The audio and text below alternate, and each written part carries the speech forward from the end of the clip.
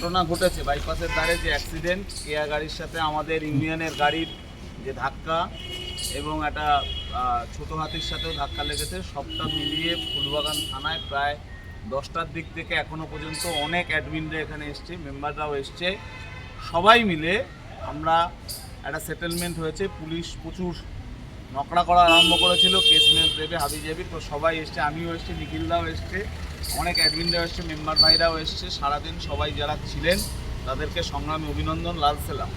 এবং আমাদের ইউনিয়নের যে ইউনিটি, একটা ড্রাইভার বিপদে পড়লে অন্য ড্রাইভাররা নিজেদের কাজ ক্ষতি করে গাড়ির তেল পুড়িয়ে সেই লোকেশানে আসে, এইটা হচ্ছে আমাদের মনে রাখতে হবে যে আজকে আমার জন্য এলাম এরম ভাবার কোনো কারণ নেই, যে যার জন্য হবে এটা আমাদের সবাইকে যেতে হবে, এই ইউনিটিটা রক্ষা করতে হবে।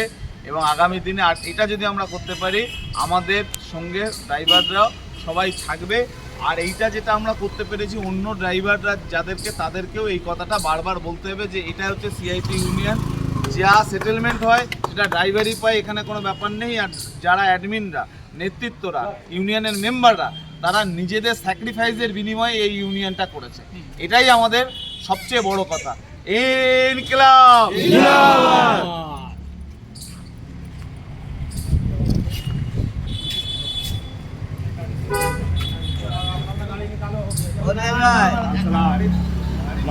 আমি 1 মিনিট দেরি করতে বলছি, এই কারণেই